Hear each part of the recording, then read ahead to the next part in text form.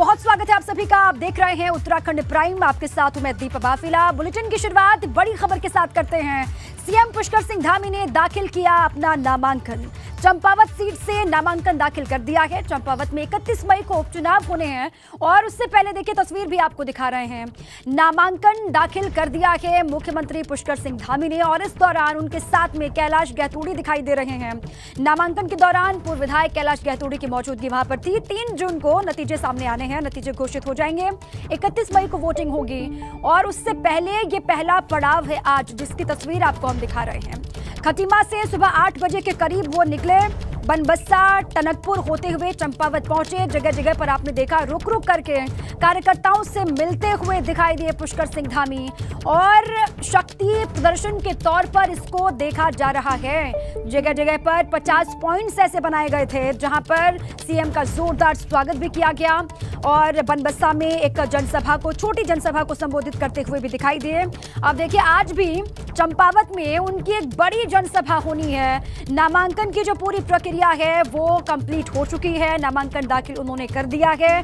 अब इसके बाद एक जनसभा होनी है, ये कहा जा रहा है। कैबिनेट के तमाम मंत्री वहां पर मौजूद हैं। कुछ कल ही चंपावत पहुंच गए थे, कुछ सीएम धामी के साथ खटीमा से आज पहुंचे। और अब देखिए आज का दिन बहुत अहम है कुल मिलाकर के। नामांकन से पहले सीएम पुष्कर सिंह धामी ने रोड शो भी निकाला।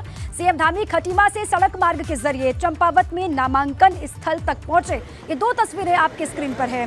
नामांकन से पहले जब रोड शो करके वो आगे बढ़ रहे थे, उनका पूरा काफिला आगे बढ़ रहा था, उसकी तस्वीर भी आपको हम दिखा रहे हैं। और साथ ही दूसरी तरफ ये तस्वीर है जब नामांकन दाखिल वो कर रहे थे तहसील में, उसी वक्त की तस्वीर आपके स्क्रीन पर।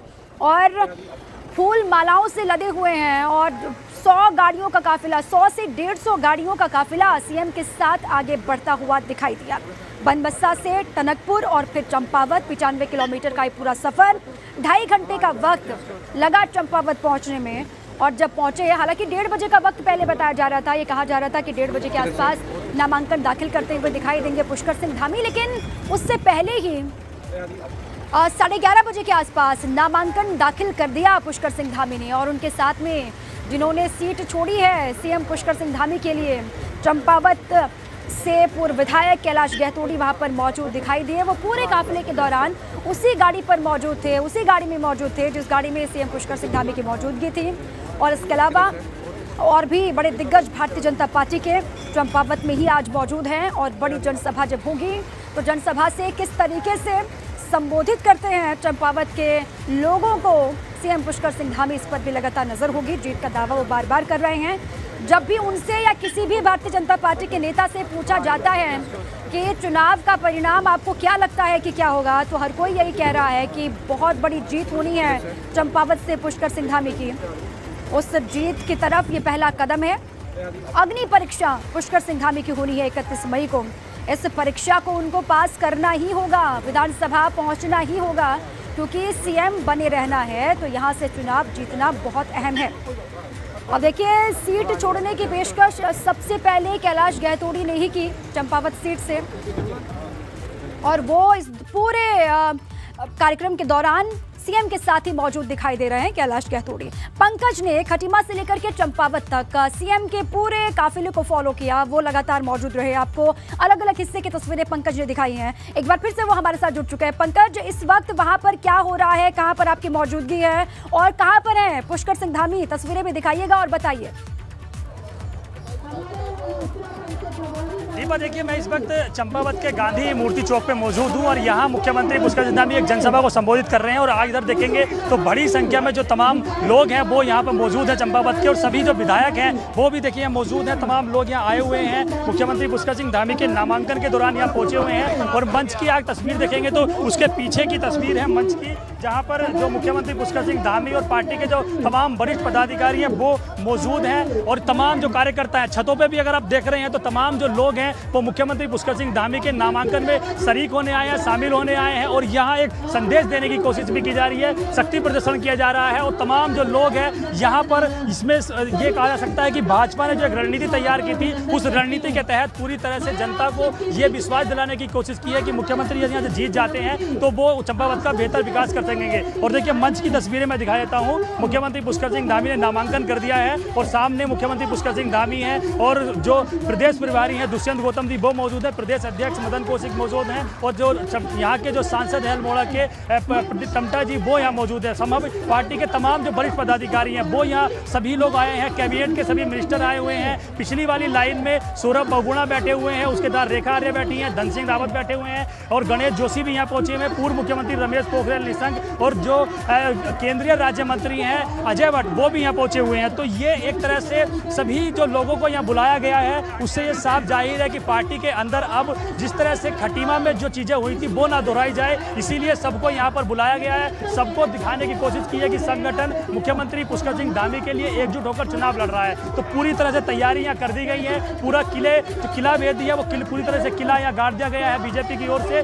कांग्रेस की जो प्रत्याशी हैं वो वहाँ कल नामांकन करने जा रही हैं, लेकिन यहाँ अगर देखा जाए तो पूरे चंपावत में हम घूमे हैं। चंपावत की तस्वीरों के हिसाब से अगर देखा जाए तो कहीं भी तमाम जो कार्यकर्ता थे कांग्रेस के वो नजर नहीं आए। इसके साथ साथ एक बात और ये भी महत्वपूर्ण है कि यहाँ पर और जो झंडी होती है उसकी बीजेपी कांग्रेस की वो भी नजर नहीं आई। कुछ विधायक हैं पार्टी के, उनसे हम बातचीत करेंगे।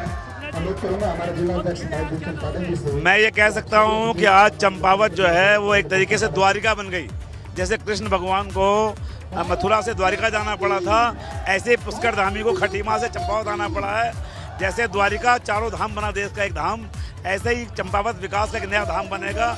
और आज जो जन समुदाय उमड़ा है ये साबित करता है कि पुष्कर धामी जी की यहाँ पर अब तक की सबसे बड़ी ऐतिहासिक जीत होगी। आप भी बड़ी दूर से आए हैं।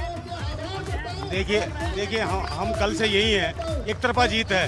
हम ऐतिहासिक सीटों से इस सीट को जीत रहे हैं, ऐतिहासिक मतों से सबकी जमानत जब्त होगी। देखिए तमाम जो पार्टी के कार्यकर्ता हैं, एक कार्यकर्ता भी हैं, बताइए। हम नैनीताल से आए हैं, नैनीताल मंडल बेताल घाट मंडल अध्यक्ष हूँ मैं ये देखने आया था। कल परसों से हम यहाँ आए हैं माननीय मुख्यमंत्री जी के लिए। लगातार यहाँ चाहे टनकपुर हो चंपावत हो, पूरी इतनी जनसलाब इनके लिए है। युवाओं में, माता शक्ति में, बुजुर्ग में, पूरा इस क्षेत्र में एक तरफा हमारे माननीय मुख्यमंत्री जी को पूरी विजय मिलेगी यहाँ से। पर देखिए तमाम जो कार्यकर्ता हैं वो यहाँ पर आपको नजर आ रहे हैं, जो लगातार ये कह रहे हैं कि जीत हो रही है। मुख्यमंत्री पुष्कर सिंह धामी की धर्मपत्नी बैठी हुई हैं और यहाँ से जो नैनीताल से विधायक हैं वो भी हैं। आप बताइए क्या लग रहा है, कितनी जीत? देखिए मैं कैलाश गहतोड़ी जी का बहुत बहुत आभार प्रकट करूंगी कि उन्होंने माननीय मुख्यमंत्री जी के लिए अपनी सीट छोड़ी है। मैं उनका धन्यवाद करती हूँ। और आज जिस तरह से जन सैलाब उमड़ कर आया है और अब जिस तरह से मतलब वोटों की वर्षा होगी, तो जो अभी सौरभ बहुगुणा जी कह रहे थे कि मेरे पिताजी सितारगंज से 39,000 से जीते, तो माननीय मुख्यमंत्री जी पुष्कर धामी जी 60,000 से भी ऊपर वोटों से यहाँ पे। कैसी तैयारी? बिल्कुल चंपावत की देवतुल्य जनता का पूरा आशीर्वाद मिल रहा है और आपने देखा भी होगा कि पूरी चंपावत हमारे ज़िले की और चंपावत विधानसभा की जनता मैदान पर उतर के आई है और एक तरफा समर्थन धामी जी को मिलेगा और पूर्ण बहुमत के साथ वो यहाँ से विजयी होंगे और फिर से वे जो है पूरे प्रदेश का नेतृत्व करेंगे। इसकी ओर से महिला कैंडिडेट है, लेकिन देखिए तैयारी उनकी नजर नहीं आ रही है, तो आपको लग रहा है कुछ चुनौती होगी या? नहीं, देखिए महिलाओं का सम्मान जहाँ होता है वो भारतीय जनता पार्टी में होता है और ये पूरे देश की जनता ने भी देखा है और किस तरह की उनकी रणनीति है वो खुद जाने की बलिखा बकरा उनको बनाया गया है।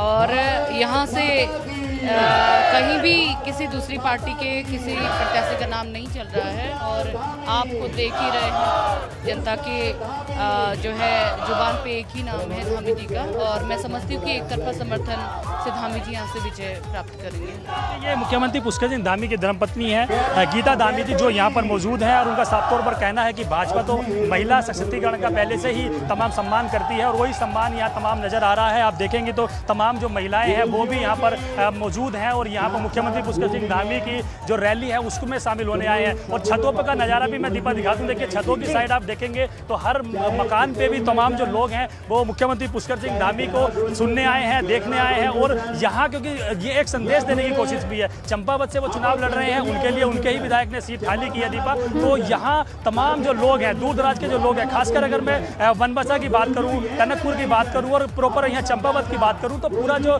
ये गांधी चौक का मैदान है ये पूरी तरह से खचाखच भरा हुआ है। तमाम लोग यहाँ पहुंचे हुए हैं, एक पूरी तरह से एकजुटता के साथ तमाम पार्टी के नेता भी यहाँ हुए हैं, नामांकन कर दिया है। अब क्योंकि रणनीति भाजपा ने बना दी है, प्रभारी मंत्री बना दिए हैं, प्रभारी मंत्रियों को ड्यूटी दे दी है, पार्टी के संगठन के नेताओं को ड्यूटी दे दी है। अब आगे की जो रणनीति होगी वो तैयार की जाएगी, किस तरह से आगे पार्टी आगे चुनावों को लेकर जाना है। क्योंकि अब तैयारी के साथ साथ तमाम चीज़ों का जो वक्त है वो बहुत कम बचा हुआ है, तमाम चीज़ों की तैयारी करनी है पार्टी को। अब डोर टू डोर कैंपेन होंगी, जनसभाएं होंगी। अब ये देखना होगा कि मुख्यमंत्री पुष्कर सिंह धामी की जो जीत है वो कितने अंतर से होती है दीपा यहाँ से। जी बिल्कुल, अब आगे देखना ये होगा कि कितने बड़े अंतर से जीत होती है, क्योंकि इससे पहले में 4 पूर्व मुख्यमंत्रियों ने पंकज उपचुनाव लड़ा है और उसमें सबसे बड़ी जीत का जो रिकॉर्ड है वो विजय बहुगुणा के पास है।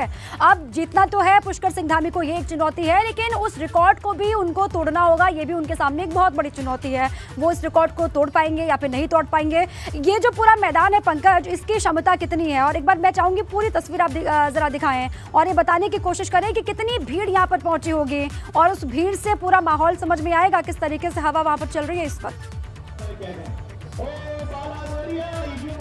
बिल्कुल दीपा, देखिए मैं तस्वीरें दिखाने की कोशिश करता हूँ। ये तकरीबन यहाँ अगर संख्या आप देखेंगे तो 4 से 5 हज़ार लोगों की क्षमता का ये ग्राउंड है। और यहाँ पर पिछले दूर दूर तक जहाँ नज़र आएगा, क्योंकि बहुत बड़ा मैदान पहाड़ी क्षेत्रों में नहीं होता है, लेकिन जितनी संख्या मैदान की है उस मैदान के हिसाब से आप देखेंगे तो पूरा जो मैदान है वो खचाखच भरा हुआ है। जो लोग मैदान में नहीं आ पाए हैं वो छतों पर खड़े हुए हैं, अपने मकान पर हैं, अपने मकान से अपने मकान के छतों पर खड़े होकर मुख्यमंत्री पुष्कर सिंह धामी के यहाँ जो नामांकन है उसमें जनसभा में संबोधित होने यहाँ पहुंचे हुए हैं। पहाड़ क्योंकि एक भौगोलिक परिस्थिति के हिसाब से भी देखा जाए और तमाम चीज़ों को देखा जाए तो कई ऐसी चीज़ें हैं जिनको मुख्यमंत्री को अपने जो विधायक बनने के बाद करनी होंगी। वो यहाँ वायदा करने भी आए हैं कि अगर वो जीत जाते हैं तो चंपावत में जो डेवलपमेंट किया जाना है, चाहे वो पर्यटन के हिसाब से हो या फिर ग्रामीण क्षेत्रों को सड़क से जोड़ने की बात हो या फिर पेयजल योजनाओं की बात हो या फिर बिजली आपूर्ति की बात हो, या इसके अलावा क्योंकि बना क्षेत्र बहुत ज़्यादा है तो कई ऐसी चीज़ें, ऐसे पॉइंट हमने रास्ते में देखा है, क्योंकि खूबसूरत जगह है, ऑनलाइन बन चुका है और तमाम जो चीज़ें हैं वो अभी डेवलप नहीं हुई है। तो पर्यटन की दृष्टि से भी इसे डेवलप करना होगा। इसीलिए ये तमाम जो लोग हैं ये यहाँ पर शरीक होने आए हैं मुख्यमंत्री पुष्कर सिंह धामी की रैली में, सुनने आए हैं कि वो आज जनता से क्या वायदा करते हैं और जीत उनकी निश्चित हो जाती है तो वो यहाँ से एज ए मुख्यमंत्री के तौर पर, क्योंकि मुख्यमंत्री का किसी भी विधानसभा से होना, उनके लिए काम करना एक अलग महत्व होता है उसका, फिर उनके लिए तमाम चीज़ों का महत्व करना वो यहाँ किया जाता है। विधि विधान देखिए यहाँ अगर मैं दिखाऊँ तो एक तस्वीर और है, क्योंकि ये मुख्यमंत्री आस्था बहुत ज़्यादा रखते हैं तो जो उनके पंडित हैं वो यहाँ पहुँचे हुए हैं संघ के साथ, जो हिंदू धर्म का एक संघ होता है उसके साथ देखिए ध्वनि मंच के साथ उनका नामांकन हुआ है। और यहाँ देखिए संघ के साथ पूरे जो पंडित हैं, जो बाबा हैं वो यहाँ पर पहुँचे हुए हैं और उनके साथ संघ बजाकर, माइक बजाकर उनके साथ इनका उच्चार वो हो रहा है और जनसभा को संबोधित कर रहे हैं। तो ये बड़ी ऐसी तस्वीरें भी होती हैं क्योंकि मुख्यमंत्री आस्था का बहुत ज़्यादा प्रतीक है। यहाँ पे भी है जो यहाँ पर जो तहसील चौक है, तहसील चौक के बगल में एक मंदिर है नाग देवता का मंदिर, उसमें वो पहुंचे हैं, वहां पर उन्होंने जाकर उनका आशीर्वाद लिया है नामांकन के तुरंत बाद। उसके बाद वो जनसभा को संबोधित करने आए हैं। बिल्कुल ठीक है पंकज, आपके पास लौटेंगे जब सीएम संबोधित करेंगे तो सुनवाएंगे, लेकिन अखिलेश यादव की मौजूदगी चंदौली में है, वो क्या कुछ कह रहे हैं दर्शकों को वो जरा सुनवा देते हैं। और तकलीफ परेशानी में है, उन्होंने अपने बेटी खोई है और उसकी बहन अभी भी उस सदमे से बाहर नहीं आ पाई है। उस सदमे में इतना परेशान है कि अभी तक वो ठीक से खाना तक नहीं खाया है उसने। जो नर्स उसकी देखभाल कर रही है और मैंने उसके परिवार से पूछा तो बताया कि बार बार रोने लगती है और वही घटना को याद करती है। पूरे देश में ऐसी घटना नहीं हुई होगी कि जहां पुलिस घर में घुस गई हो और दबिश के बहाने दबंगई की हो। ये उत्तर प्रदेश की पुलिस दबिश में नहीं आती है। उत्तर प्रदेश की पुलिस लगातार दबंगई कर रही है और जानबूझ करके पुलिस ने उनके पिता पर पहले मुकदमे लगाए और राजनीतिक दबाव के कारण जिला बदर तक किया गया। वो अलग विषय है कि उसके पिता के ऊपर कौन लोग जबरदस्ती और जानबूझ करके प्रशासन से, पुलिस से मुकदमे दर्ज करा रहे हैं, उसे जिला बदर तक कराया। लेकिन सवाल ये है कि पुलिस को ये अधिकार किसने दिया कि पुलिस घर में घुसेगी और इतनी बड़ी संख्या में आएगी पुलिस और जो कोई घर में होगा उसके साथ मारपीट करेंगे। जो बेटी की जान गई है वो पुलिस की दबंगई और पुलिस की दबिश की वजह से गई है।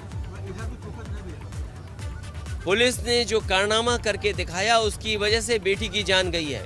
और फिर कहानी पुलिस की ये बनाना कि फांसी उसने लगा ली। अगर पुलिस की मैं कहानी मान लूं तो क्या पुलिस ये बताएगी कि घर में पहले से फांसी लगाई थी क्या बहन ने? क्या बेटी पहले से फांसी की तैयारी कर रही थी? ये पुलिस उत्तर प्रदेश की और खासकर जब से ये सरकार बनी है कहानी बनाने में बहुत आगे है। क्या ललितपुर की घटना भूल सकता है कोई? जिस बेटी के साथ घटना हो, 4 लोगों ने घटना की हो, पुलिस ढूंढ नहीं पाई, जब वो बेटी वापस आई तो पुलिस ने ही उसके साथ बलात्कार कर दिया। वो ऐसो जेल जाने वाला है। इससे पहले की घटना मैं बता सकता हूं, एटा की। एक पुलिस अधिकारी दबिश के बहाने गया घर में, उसका पति नहीं मिला, पत्नी मिली, पत्नी से पुलिस ने संबंध बनाए, प्रेग्नेंट हो गई वो, और वो पुलिस दबाव बनाने लगी कि इसका एबॉर्शन कराओ। लेकिन मैं कम से कम उस माँ का, उस बहन का धन्यवाद दूंगा कि जो पुलिस के दबाव के बाद भी हटी नहीं और अंततः पुलिस को जेल जाना पड़ा। और पुलिस के कारनामे कोई एक नहीं है। अगर हम आंकड़ों में देखें, सबसे ज्यादा कस्टोडियल डेथ अगर कहीं हो रही है तो उत्तर प्रदेश में हो रही है। सबसे ज्यादा फेक इनकाउंटर अगर कहीं हो रहे हैं तो उत्तर प्रदेश में हो रहे हैं। सबसे ज्यादा नेशनल ह्यूमन राइट से नोटिसेस अगर किसी पुलिस को मिली, किसी सरकार को, तो उत्तर प्रदेश की सरकार को मिले हैं। वुमेन कमीशन से, महिला आयोग से अगर सबसे ज्यादा नोटिसेस अगर किसी सरकार को मिली है तो उत्तर प्रदेश की सरकार को मिली है। जो सरकार पुलिस से चुनाव जीतने के लिए, जो सरकार पुलिस को एमएलसी चुनाव जिताने के लिए, जो सरकार पुलिस को पंचायत के चुनाव में लगा दे, वो क्या उम्मीद करोगे? जब पुलिस से गलत काम सरकार कराएगी तो पुलिस को भी वो नहीं रोक पाएंगे उनकी दबंगई को। दलाली का सेंसेस कैसे बढ़ रहा है थाने में, आप पूरे उत्तर प्रदेश में पता कर लीजिए किस तरीके से दलाली का सेंसेस थानों में बढ़ रहा है और जात के आधार पर फैसले होते हैं। ये क्योंकि ऐसा थाना है, मुझे जानकारी मिली है कि सबसे ज्यादा अवैध काम, गैरकानूनी काम अगर किसी थाने के माध्यम से हो रहे तो यहीं से हो रहे हैं। कम से कम उत्तर प्रदेश की सरकार को जगना चाहिए और बिहार की सरकार को भी जगना चाहिए कि अगर गैर कानूनी शराब का कारोबार अगर किसी के माध्यम से हो रहा तो इसी थाने के माध्यम से हो रहा था। और फिर जात के आधार पर पोस्टिंग, मुझे सूची नहीं मिली है कि थाने में किस तरह के लोग पोस्ट हुए होंगे। मुझे वो समय याद है जब समाजवादी सरकार थी, प्रदेश के गवर्नर इस बात को कहते थे कि जात के आधार पर पोस्टिंग होती है। बीजेपी के लोग कहते हुए थकते नहीं थे, लगातार ये कहते थे कि जात के आधार पर काम हो रहा है। मैं जानना चाहता हूं भारतीय जनता पार्टी की सरकार में किस तरीके से जात के आधार पर नहीं काम हो रहा है। मुझे सूची नहीं मिली। यहाँ के जो लोग हमारे पत्रकार साथी होंगे वो जरूर जानते होंगे कि किस तरीके से अपने जनप्रतिनिधि को खुश करने के लिए और जनप्रतिनिधि के दबाव में किसकी पोस्टिंग होनी है, किसको कहाँ बैठाना है, किसको कहाँ फंसाना है, किसको किस जांच में ले जाना है, ये तरीका उत्तर प्रदेश की सरकार अपना रही है। और अब तो कमाल हो गया, मुख्यमंत्री जी कल ही कह रहे थे कि राम राज्य आ गया। मुख्यमंत्री जी ललितपुर में कह रहे थे राम राज्य, जहां पर उन्हीं की सरकार के पुलिस के एक अधिकारी ने बलात्कार कर दिया हो। मुख्यमंत्री उस जिले में जाके कहे कि राम राज्य आ गया, जिस जिले में एक बेटी के साथ उनकी सरकार में उनके पुलिस के अधिकारी ने बलात्कार कर दिया हो। और मुख्यमंत्री जी से जब शिकायत की गई हो कि अधिकारी बेपनाह लूट रहे हैं, भ्रष्टाचार कर रहे हैं, तो मुख्यमंत्री जी अपने जनप्रतिनिधियों को कहते हैं कि आप पहले दलाली रोक लो, इन अधिकारियों को मैं सुधार दूंगा।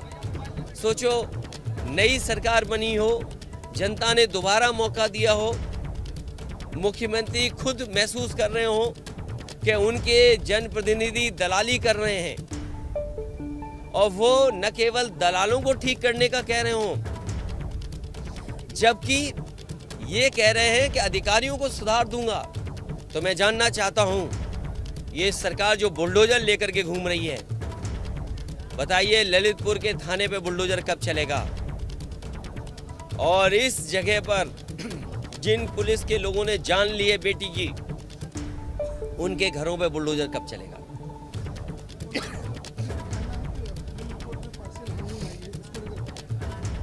पुलिस कोई भी कहानी बना सकती है, पुलिस कितना भी ट्विस्ट कर सकती है। इसलिए मैं कहना चाहता हूं कि जहां परिवार की सुरक्षा हो, उनको सुरक्षा मिलनी चाहिए, क्योंकि पुलिस से ही खतरा है इस परिवार को।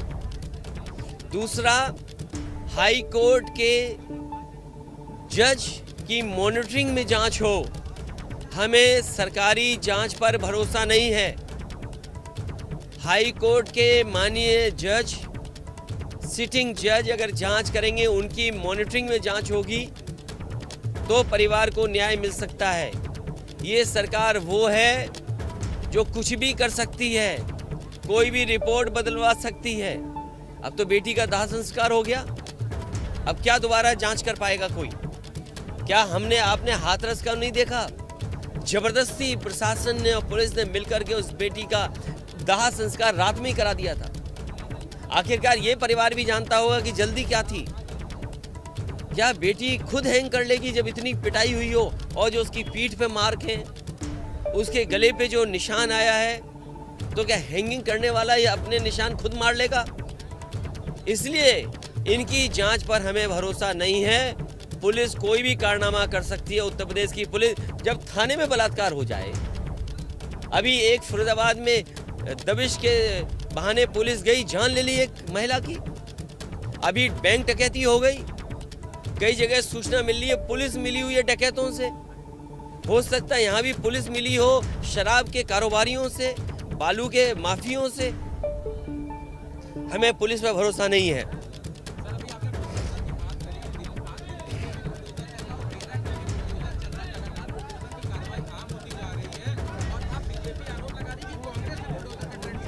ये देश को कहां लेके जा रहे हैं, बड़ा दुख है। भारतीय जनता पार्टी और जो कहीं भी सरकार है, जनता का ध्यान हटाने के लिए बुलडोजर न चलाए। हाई कोर्ट है, सुप्रीम कोर्ट है, न्यायालय है, कम से कम न्यायालय का भरोसा करे, और हमें न्यायालय पे हमेशा भरोसा रहेगा।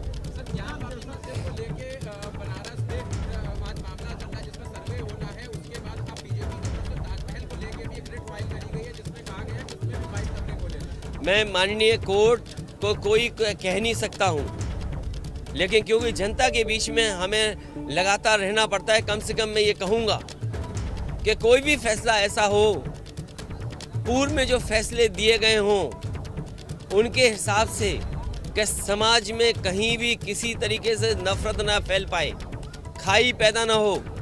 बीजेपी जानबूझ करके इसी तरह के मुद्दों को लेकर के आएगी। भारतीय जनता पार्टी ऐसे वो लोग जो समाज को बांटते हैं, उनको फाइनेंस करती है। भारतीय जनता पार्टी के बड़े बड़े लोग प्लानिंग करते हैं, और प्लानिंग के तहत कि समाज में कैसे नफरत हो फैले, प्लानिंग के तहत समाज में कैसे एक दूसरे के बीच में खाई पैदा हो, चाहे मस्जिद को लेकर के बात उठानी पड़े उन्हें, चाहे किसी और सवाल को खड़ा करना पड़े। ये भारतीय जनता पार्टी के इशारे पर जानबूझ करके जनता का ध्यान हटाने के लिए, क्योंकि ये नौकरी दे नहीं सकते, महंगाई रोक नहीं सकते। आज सोचो रुपया कहाँ गिर गया जा करके। वही लोग जो अमेरिका के डॉलर की बात करते थे, आज सोचिए रुपया कहाँ गिर गया जा करके। हमारे नौजवानों के पास नौकरी रोजगार नहीं है। क्या ये रोजगार नौकरी देंगे कि नहीं देंगे? इन्हें नौकरी रोजगार नहीं देना है, इसीलिए कभी मस्जिद का सवाल उठाएंगे, कभी ताजमहल का सवाल उठाएंगे। तो मैं तो ये जानना चाहता हूँ, अगर ताजमहल से इतना ही बुरा है इनको लगता है, तो उत्तर प्रदेश के मुख्यमंत्री जब अमेरिका के राष्ट्रपति आए थे उनको उपहार में क्या देने गए थे?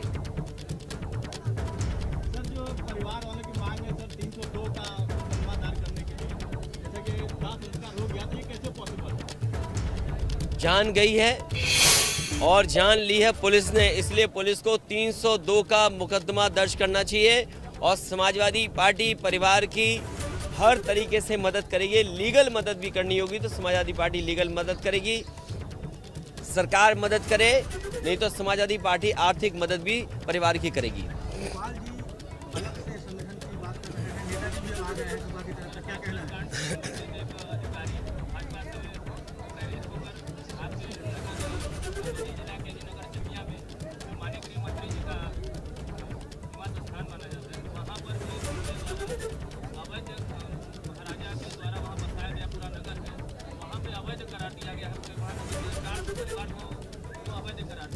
भारतीय जनता पार्टी किसी को चैन से नहीं रहने देगी।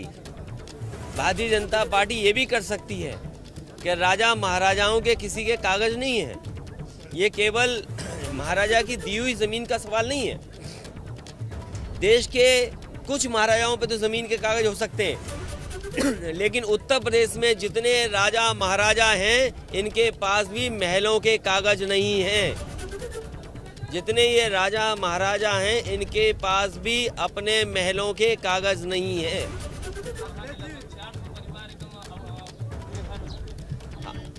सरकार को उन गरीब परिवारों की मदद करनी चाहिए। ऐसे सरकार जानबूझ करके गरीबों को परेशान करेगी, क्योंकि सरकार काम नहीं करना चाहती है। धर्म के आधार पे, जात के आधार पे या इसी तरह के फैसले लेगी कि जहां पर किसी को बेदखल कर दिया जाए। हम उन गरीब परिवारों के साथ हैं। समाजवादी सरकार बनेगी तो न्याय दिया जाएगा उनको, और तब तक न्याय इस पे लड़ा जाएगा। मैं उनसे मिलूंगा जो लोग आंदोलन में थे। जिस तरीके से इलेक्शन कमीशन को ईवीएम को ले जाना चाहिए था, उन नियमों को, कानून का पालन नहीं किया, जिसके कारण वो उस तरीके का आंदोलन हुआ। मैं उन सभी समाजवादी कार्यकर्ताओं से अभी मिलने जा रहा हूँ।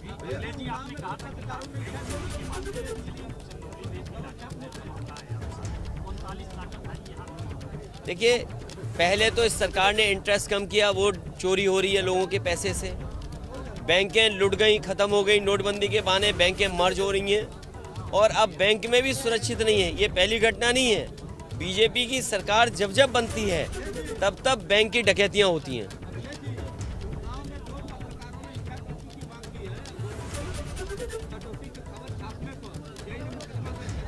ये गाजीपुर में आपको याद होगा, जिन पत्रकार साथियों ने ईमानदारी से, सच्चाई से खबरें चलाई कि पेपर कहाँ आउट हुआ, उन्हें जेल जाना पड़ा।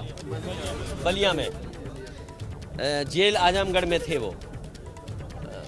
गाजीपुर के मैं बहादुर पत्रकारों को बधाई देता हूँ। हालांकि एक पत्रकार हमारे बीच नहीं रहा, जायसवाल, पड़ोस के ज़िले का, मिर्ज़ापुर का, जो मदद कर सकते थे उनकी मदद मैंने पहले दिन से की। उन्होंने भी सच्चाई दिखाई थी। और आज ये उन्नाव में, इसलिए प्रेस के साथियों, आप भी अगर स्वतंत्र खबर दिखाओगे, अगर आपने ये दिखा दिया कि शराब का कारोबार इस थाने के माध्यम से, इन पॉलिटिकल नेताओं के माध्यम से हो रहा है, तो हो सकता है आपका ये मोबाइल छीन लें, कुछ धारा लगा दें, जेल भेज दें। ये लोकतंत्र खत्म हो रहा है और लोकतंत्र में आपका भी अधिकार है। आप भी एक मजबूत स्तंभ हैं। जिस समय प्रेस के लोगों को आज़ादी ना हो तो सोच सकते हो हम लोकतंत्र में जी रहे हैं। और पुलिस स्टेट बन गई है। पुलिस से काम हो रहा है साहब। पुलिस को अधिकार दे दिए हर तरह के। डकैती हो जाए, लूट हो जाए, मर्डर हो जाए, कोई सुनवाई नहीं। किस पे झूठे मुकदमे लगने हैं, जात देख करके, किसके बुलडोजर चलना है, धर्म देख करके। इसलिए पत्रकार साथियों, मैं आपका धन्यवाद देता हूँ। आप भी लड़ते रहिए, हम लोग भी लड़ेंगे आपके साथ।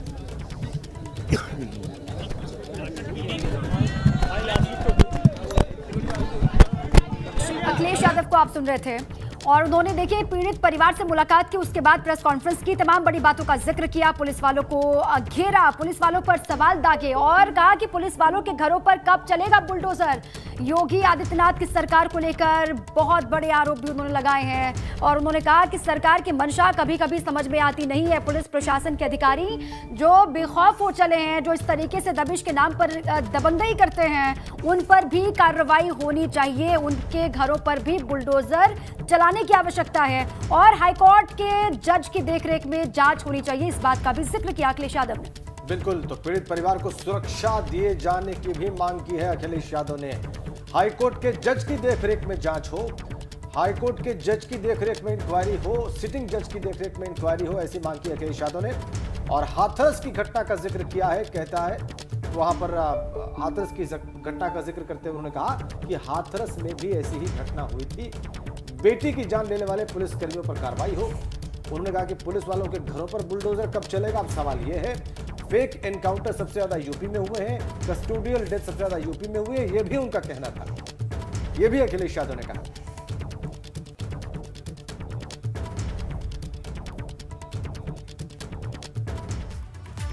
तो अखिलेश यादव की तमाम बड़ी बातें हमने आपको सुनाई। उन्होंने पीसी की और पीसी करके उन्होंने सरकार को घेरा है, पुलिस वालों पर कई सारे आरोप भी